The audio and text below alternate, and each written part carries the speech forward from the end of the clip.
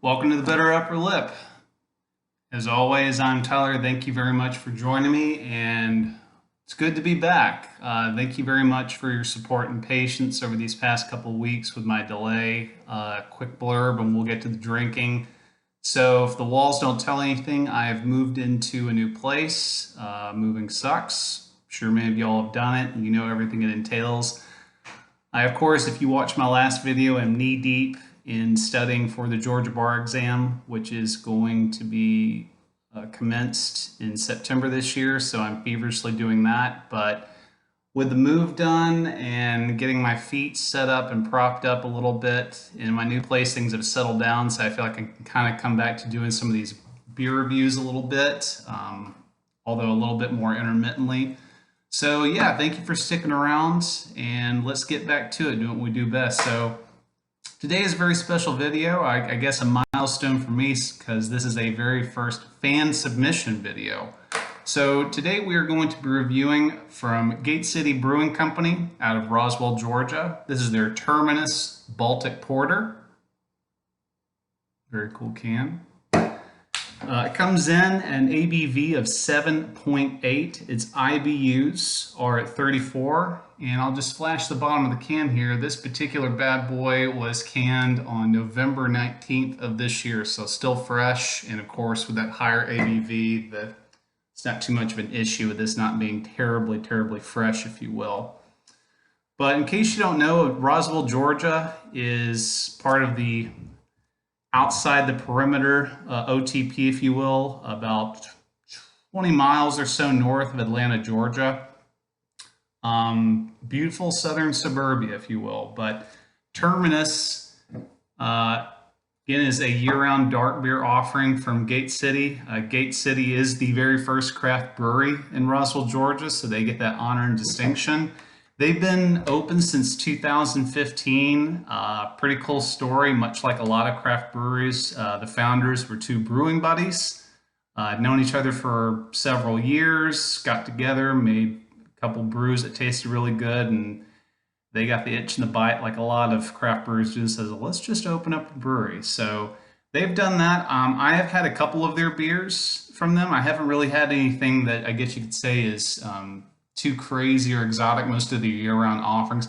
I have not had this before, though, so it was not until Aaron, thank you very much, Aaron, for donating this, brought this to me and said, try it, and I like dark beers, so I thought I'd give it a go.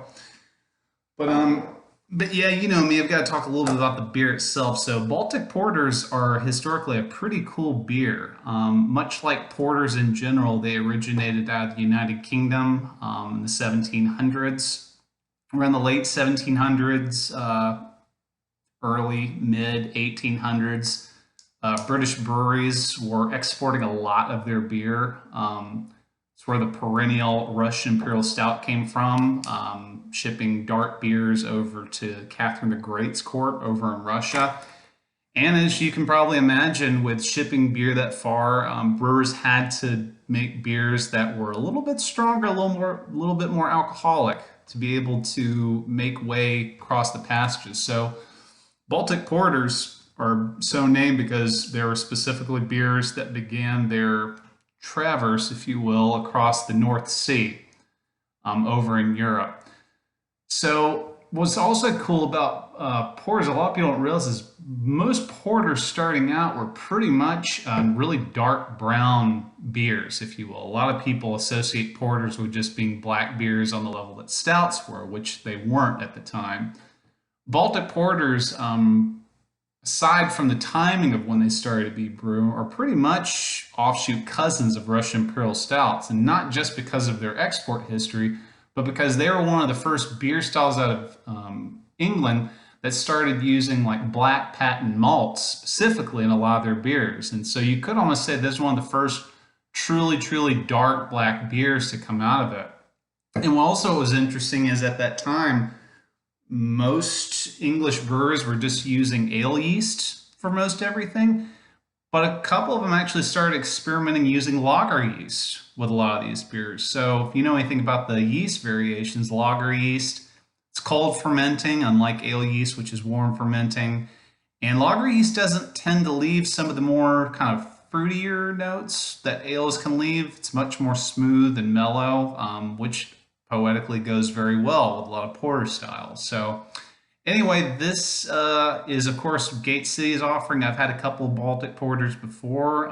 It's not a terribly hard style to find. A couple well-known ones that I know of, like Duck Rabbit out of North Carolina makes a very good one. Smutty Nose Brewing out of New Hampshire makes a very good Baltic porter.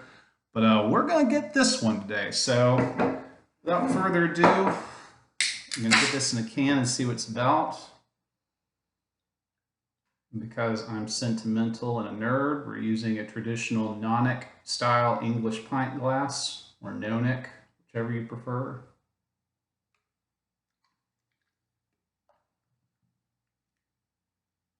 Okay. So pretty somewhat tight bubbles. I'd say small to medium, not super, super tight. A little bit of a creamy head, some larger bubbles coming in there. Head is a very light khaki color, kind of like a coffee with cream, kind of brown. A little bit of lacing coming through. And you can maybe see with some of the light, actually, I'm seeing on the camera, it is not completely black. Around the edges, you can kind of start seeing some of that brown character coming through. And quite honestly, if I didn't know better, it looks almost like a cola that's going flat in the glass. Some deep red mahogany tones coming around the edge. It's very deceptive. It is not totally black at all. I would almost argue, despite what I was saying about black patent malts, it's really honestly just a very, very deep, deep brown. I would say it is not black. So head's almost pretty much totally dissipated. Yeah, let's get a whiff on it.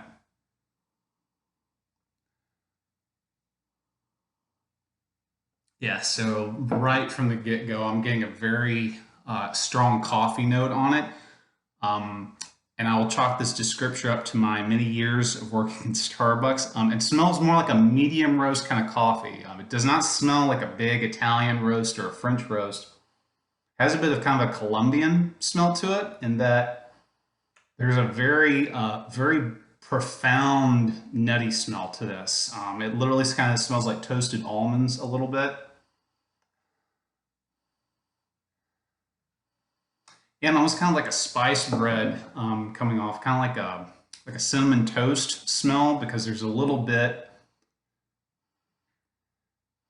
I believe like kind of like an earthy spice going on in it a bit. A little bit of a chocolate smell too. Actually, no, take that back. Not really chocolate, more like cocoa. Yeah, it smells like kind of like a baker's chocolate, or like if you popped open a container of like Hershey's cocoa, if you're about to make cookies or something. There's also a slight kind of licoricey smell to it. Nothing like you'd get from like a big, big Russian Imperial Stout, but there is kind of that, yeah, a little bit of a licoricey smell to it. Kind of bleeds into some of the earthier tones I think I'm getting mixing with the coffee and some of the spice. Yeah, actually almost like honey a little bit, like raw honey. If you've ever like taken honey and you're trying to like decrystallize it in the microwave, it kind of has that certain effervescence to it. There's a little bit of that going on. Yeah, so perfect smelling beer. Extremely inviting from the olfactory standpoint. All right, well, let's get our lips on this. Cheers.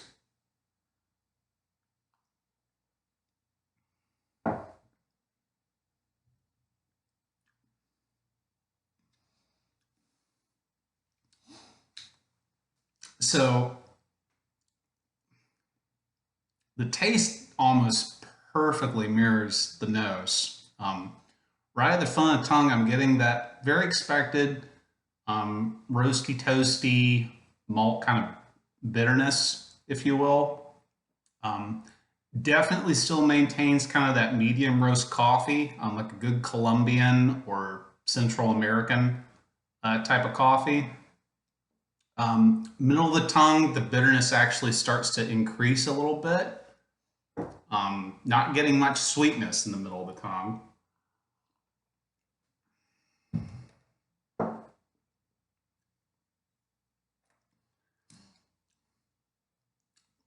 Yeah, so with some of the bitterness in the middle of the tongue and moving toward the back, actually picks up on the sweetness a bit more. So now it almost tastes like I've got kind of like a burnt toast flavor, but not in a bad way. It's not like it's not like burned, like you're eating that ashiness, but there is a kind of a sweet roasty bitterness going on to it. So maybe not burnt toast, but like toast that's taken right to that edge a bit, where you're getting some of that bitter caramelization going on.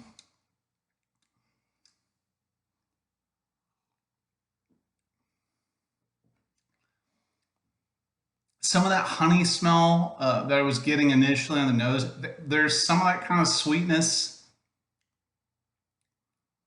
on the tongue, but it's really drowned out though in a good way to some of the bitter notes that are coming through.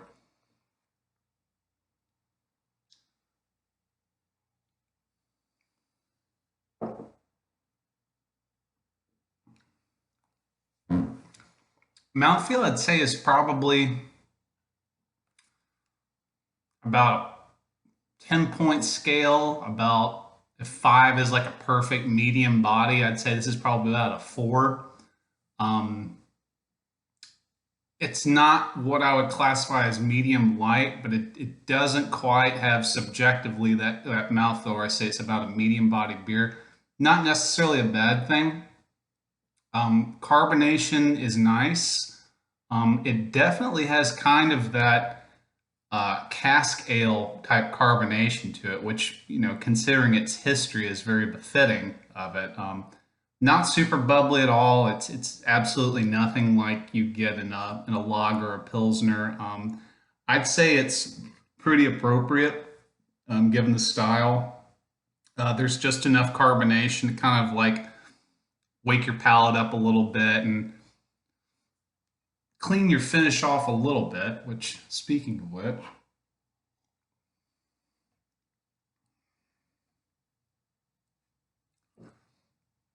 yeah, what's interesting is even given the fact that I said it's about a click below a full medium, it feels good. The finish on this lingers for a while.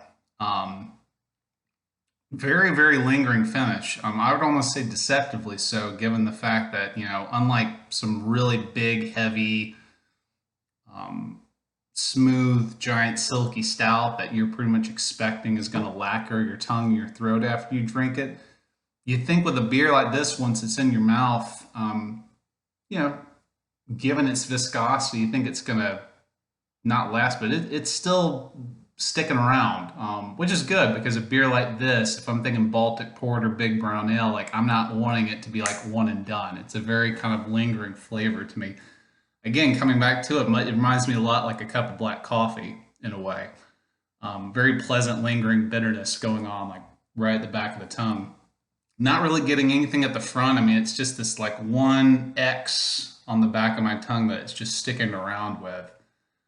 Um, yeah, 7.8. I'm getting zero alcohol presence whatsoever on it. I wasn't expecting it to be hot, but um, it's definitely drinking like a very, very sessionable beer.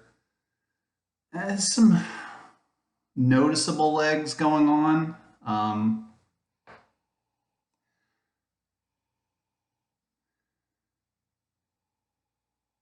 And now that it's warmed up, there's still some of that coffee note, but now it's kind of been more replaced for that really really caramelized toast kind of smell. Like the malt character is really really starting to come forward in this beer now. Like it is undeniably smelling like a cup of wort with hops in it. Which, given I'm not sure exactly what hop bill they used on this, the little bit that I was reading about, it sounds like they were going for a very traditional style Baltic Porter on this. So I wouldn't be shocked if they were using English style hops on this. But yeah, this is a fantastic beer. Very happy to have tried this. I would definitely consider picking this up. This is a year-round offering from Gate City, so if you're in the Atlanta area, I can't imagine you having any trouble finding this. I've definitely seen their beers, this logo specifically, in a lot of like Kroger's and Publix. Not sure what their distribution is outside of the state of Georgia. Um, it seems pretty in line with a lot of these breweries that when they do kind of start picking up, they usually tend to start distributing in Alabama first, and then start branching out to the other states in the southeast. So you might have it in Alabama, not sure. But yeah, I'd recommend it. It is not the best Baltic Porter I've ever had, but that by no means diminuates the fact that it is a very pleasant beer to drink, and I would be happy to grab this sometime on tap. Definitely feel fine picking up a 6-pack of this. In terms of pairing this with food, yeah, I'd say pub fare. So like your big beef stews, your big pastry meat pies. I mean, if you're thinking of going into some tavern in your Dungeons and Dragons type cosplay, this is your dark ale or just dark beer to drink with everything. Definitely something to cut through the bitterness. You want something I'd say like savory and fatty and something to that degree. I don't know if I would pair this necessarily with a dessert. I mean, you could maybe like a chocolate earthquake cake, but you're going to be like blowing your palate out with that very bitter chocolatey note of some kind. But yeah, very tasty beer. Definitely give it a try if you like dark beers, Baltic porters, or you just want to kind of add to your Georgia brewery repertoire. So, ladies and gentlemen, without further ado, I think that will be it with this grand return. So again, thank you very much for tuning in. I will do what I can in the coming weeks and months to make these reviews more regular. Of course, as I mentioned before, I'm trying to be mindful of my budget. So my beer drinking money has gone down increasingly, but that just means I've got to get more resourceful, which I will. Because Lord knows, studying for the bar exam, you are definitely thinking about drinking all the time. So until next time, everyone, keep your mind sharp, your heart clean, and your upper lip bitter. We'll see you next time.